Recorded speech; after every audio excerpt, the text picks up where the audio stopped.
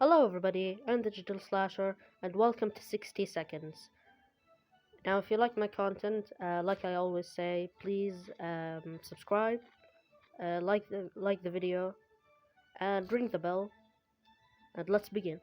I know how to play the game because I've played it before, so we're just gonna immediately play Apocalypse difficulty, and keep it at fat, man. So, who are we gonna play with? We're gonna play with Ted or Dolores? I don't know, we're gonna play with Ted. The controls are a little bit wonky. Alright, I'll grab my wife first. Grab my wife. Throw her in the shelter. Grab my, grab my, grab my daughter. Ow! Why are the controls so wonky? Grab some food. Water.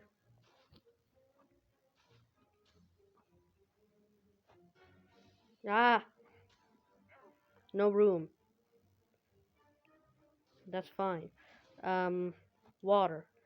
Map. Grab my son. Where's my son? There he is. No room. Go to the shelter.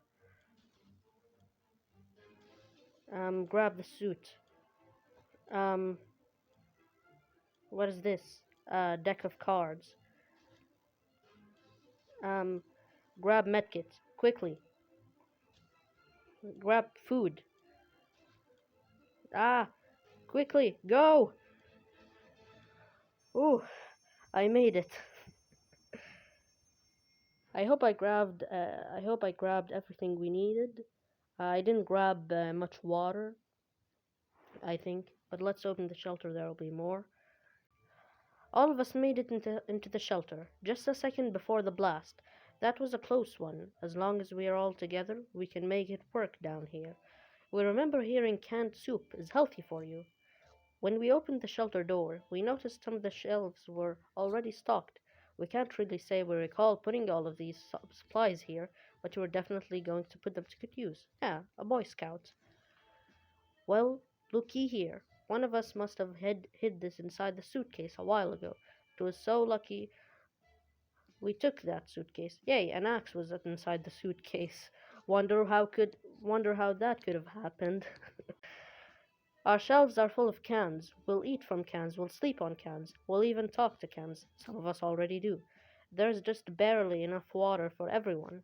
We'll have to we'll have to ration it. Nah, we'll have to ration it strictly.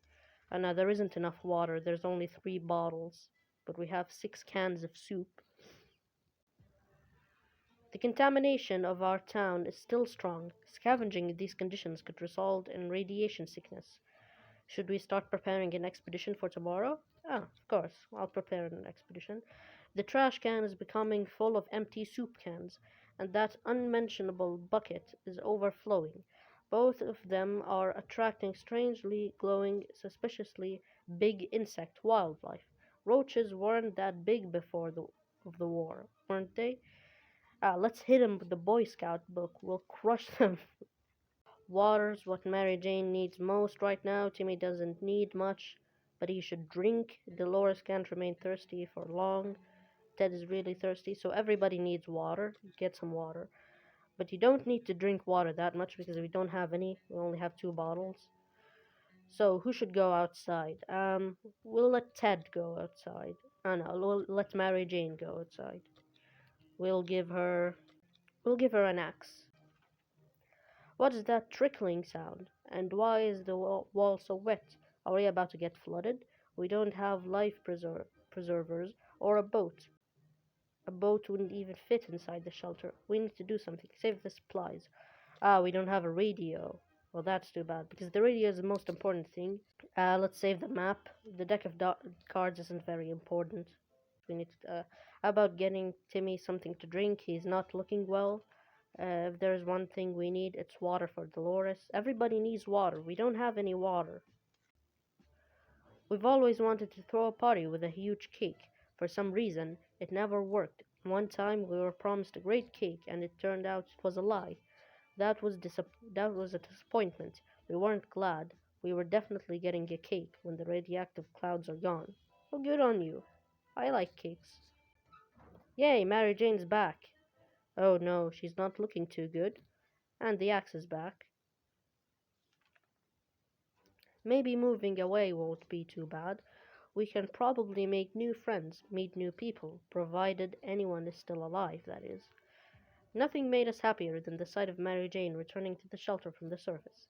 The nuke did most of the destructive work, but gasoline reserves under the nearby gas station blew up as well. All that was left of the place was a crippled cashier's booth and remains of several cars. Someone might have thought 60 seconds was enough for a gas refill and a quick getaway. They thought wrong. There was an abandoned truck in line for the gas pump. We immediately recognized the logo of a well-known company on its side. Yep, the canned soup company. We found soup. We need water. We don't need soup. Ah, yeah, we found a water bottle. A few water bottles were scattered around in the cashier's booth. None of the explosions damaged them, though it is funny how the pipe's shadow got burned into the wall. We stumbled upon a half-eaten sandwich in the cashier's booth and some bug spray. Nice. A deck of cards. Oh yeah, we found a replacer. A deck of cards was lying about just outside the booth. After picking them up and counting them out, the only thing missing were three sixes. Playable enough. Yeah. Mary Jane's diet can use a little food. Timmy is very hungry. Dolores has not eaten for a while, so everybody needs food. Get some food. Let's prepare for the expedition. Let's send Ted out. Are the walls closing in on us? Is this space getting smaller with every passing minute? We need to get out of here. Now open the door. Open the damn door. No, I won't get out. But sure, let's see where that goes. Okay. Opening the door and letting contaminated air was a great idea. Now, instead of phobias, we need to deal with vomiting. Mary Jane's diet could use a little food. No news is good news. There's nothing going on with Timmy. Today was relatively calm for Dolores. Ted is not complaining today, at least not very much. Yeah, so Mary Jane only needs food. Yeah, we'll send Ted out. We'll give him the axe as well. Okay. When someone knocked on the door, we were suspicious and cautious, but after a few minutes of talking, it turned out it was just a group of old ladies who were at a tea party not far from here when the bomb dropped. We thought it would be a good manners to talk to them face to face. When we opened the door, those old bats attacked us with their umbrellas, canes, and something that looked like a spiked table leg. We need to fight back. Yeah, let's spray them with the bug spray. Bug killing spray may be primarily used for killing insects, but it seems to work equally well as a bandit repellent. As long as you aim for their eyes, the reaction is quite instant. We are safe for now, but for how much long? And is the spray going to be enough to drive those low lives away next time? Oh, Ted is back. Cool. Ted has safely returned from his voyage to the surface. Our poor house was completely destroyed above our shelter. It's really sad and devastating. Where will we live after we get out of this mess? Surely, fate is not cruel enough to keep pushing us to Dolores' sister in Toronto. The only recognizable furniture in the kids' room were desks and Mary Jane's bed.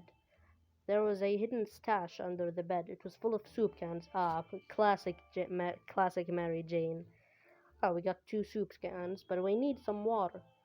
Our kitchen is in a pile of rubble. It took us weeks to find those lovely chairs that matched the floor tiles.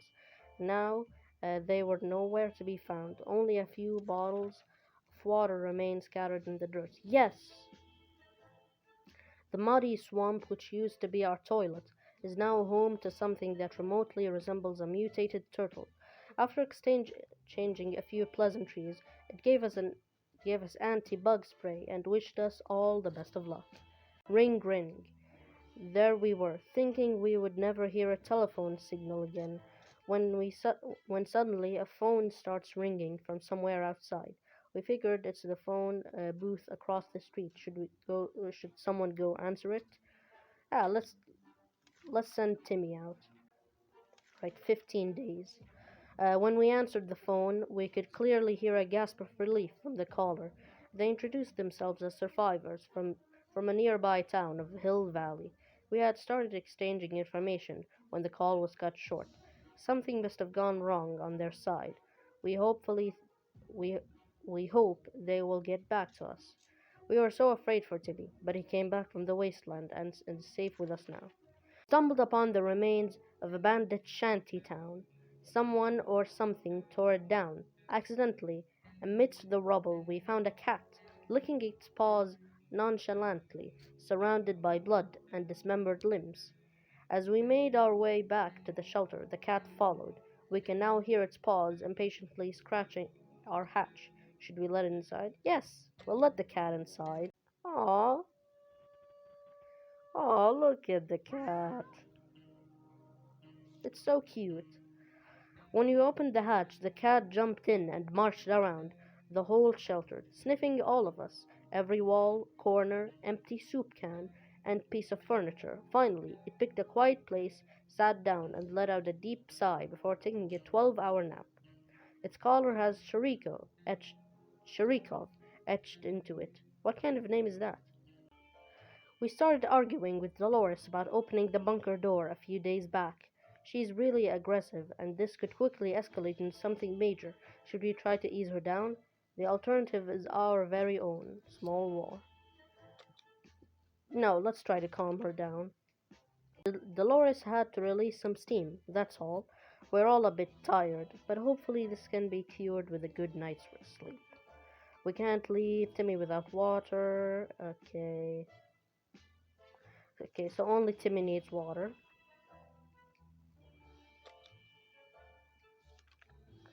While trying to pet the little devil, we found a piece of paper on its collar with an address scribbled on it. Could its previous owners still be around and worried sick?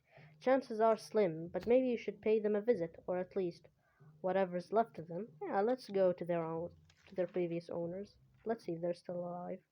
We grabbed our new fluffy friend for a little stroll through the wastes, only to immediately run into a couple of gentlemen dressed in trench coats, fedoras, and shades. They gritted their teeth at the sight of the cat and said they've been looking for it. Apparently, it belongs to their dear old Nan, who loves it dearly. Before we could utter a word, they took Sharikov,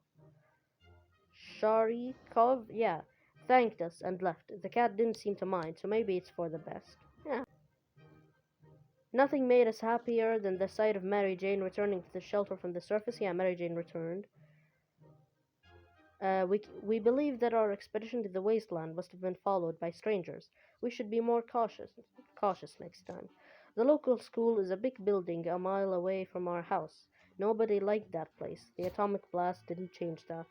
Now, without windows and a few walls remaining, it looks even more unpleasant. Pleasant or not, it seems like a good spot to hunt for useful supplies. Everybody adored the lunch lady. She was almost 80, and everything she touched tasted great and smelled of tomato. Now we know her secret: tomato soup cans. Yay, we found one soup can. The biology class had an aquarium. The fish had died since no one fed them, but the aquarium water could still be drinkable. There was enough for a few bottles. Yay, we found some water. The PE teacher was a World War II veteran. He kept some of his war trophies and memorable, memorabilia, memorabilia in his office at school. This included grenades, a bazooka, and a fully functional gas mask. Why didn't you take the bazooka? Okay, take the grenades, the bazooka, and the fully functional gas mask. Just take them all. We returned from the expedition, but our axe didn't make it. The axe broke.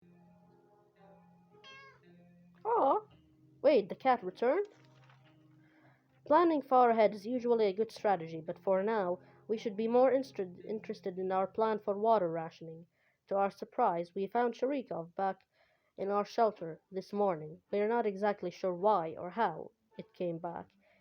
Is it our good care it appreciates, our kind heart's optimism, or just our stockpile of soup cans? Only time will tell. Doris can go out. Yeah, let's send her. A note on our doorstep took us all by surprise. In it, we found a request to bring some supplies to a set location, signed Friends. Friends? What kind of friends? We don't know who these people are, but here's our chance to find out. They're promising to make it worth our while. Should we help them? Ah, of course. I have plenty of food left.